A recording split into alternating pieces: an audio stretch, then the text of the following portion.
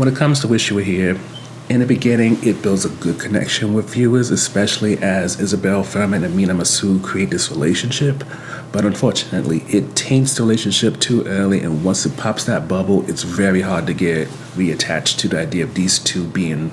forever and ever. So, to summarize the film, Charlotte is a 29-year-old young woman. She's financially dependent on her parents.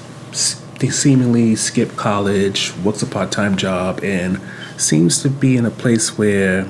she might have paralysis analysis, or something happened that's never talked about that has led her to kind of be in a weird limbo. Luckily for her, though, while her parents don't really have the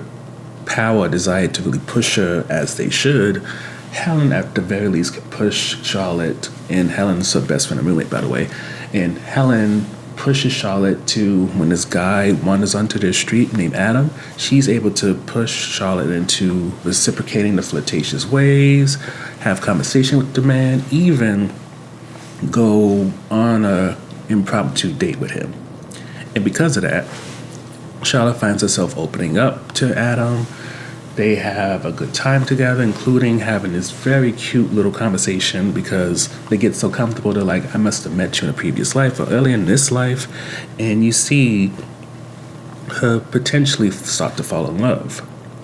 However, the next morning, Adam ruins everything. And then Charlotte finds herself stuck on how good things were, to the point where when it comes to other people trying to get her attention or date her, she's still stuck very much on Adam, who, of course, when he comes back around, she learns why he acted the way he did, and from that point on, you are kind of put into the struggle of trying to get back into this relationship despite what Adam did because of his circumstance that gets revealed. So, get into the review section. The beginning of the film is the best part because you can see the intentions, and when you're at the beginning, you're allowed to really get comfortable and start imagining where this can go, and you love the idea of what the trajectory is. For with Charlotte being someone who seemingly has been hurt, who's kind of stuck in life, and then she gets with this guy who's an artist, who's somebody who seems to be able to kind of crack that shell she put around herself and get her to open up. It makes the idea of Adam and Charlotte seem like the best thing ever, and almost makes Adam to kind of come off like the manic pixie dream girl, but kind of like the male version of it, since he comes out of nowhere. He's kind of eccentric in nature, and he's basically getting Charlotte to kind of potentially restart her life and maybe get herself together. Yet, again, you fall in love with that, and then the bubble pops, and that's what leads to our defense topic, and that's this. Once that bubble pops, it is such an immense challenge for the film to get you back into what's going on. And mind you,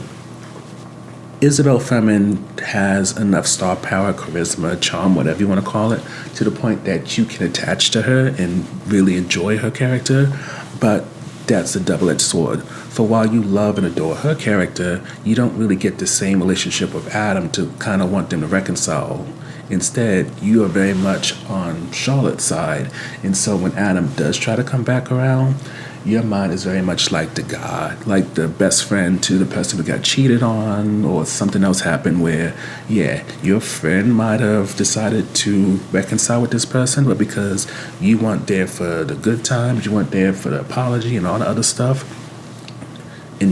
and also the fact that was your friend who got hurt, nothing feels good enough. So all you have is just the negative memories of what he did, what he said, etc., etc.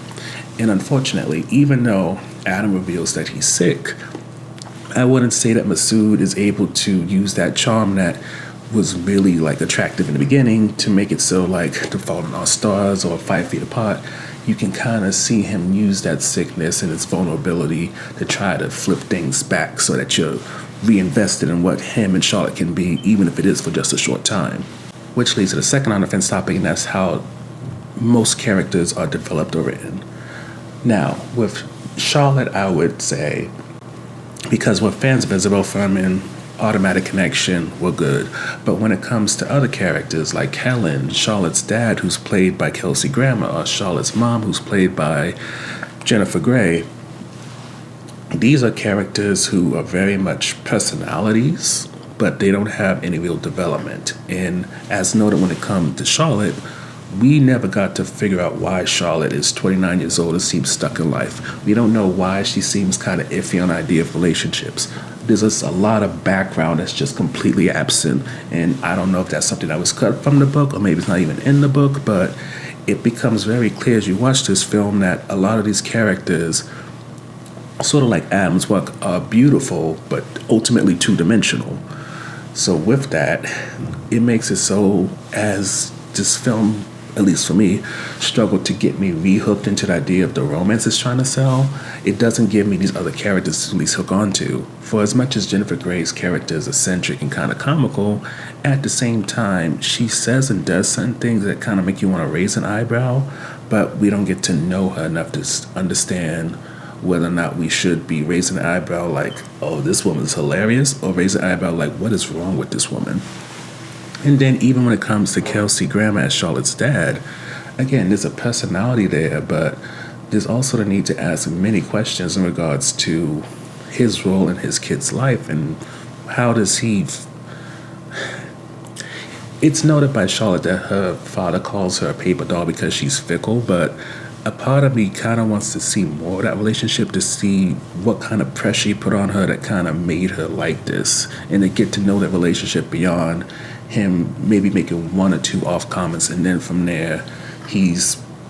not really doing or saying much of note. And maybe in a lot of ways the reason why you can't find this film turn around after the initial bubble pop is because it doesn't have the kind of characters who are strong enough to help re-steer the ship. And with that, as much as you may get a cute romance in the beginning, unfortunately what the film sells becomes nothing more than a Trojan horse of emptiness by the time it finishes. Hence why when it comes to Wish You Were Here, we're very much kind of on the fence, mixed about it. For you can tell its heart was in the right place, but by placing when the character's relationship blows up so early in the film compared to when it's usually done later, it kind of forces itself to try to claw its way back into your heart, back into your feelings, and unfortunately it's never able to get to those simpler times because it peaked way too early on.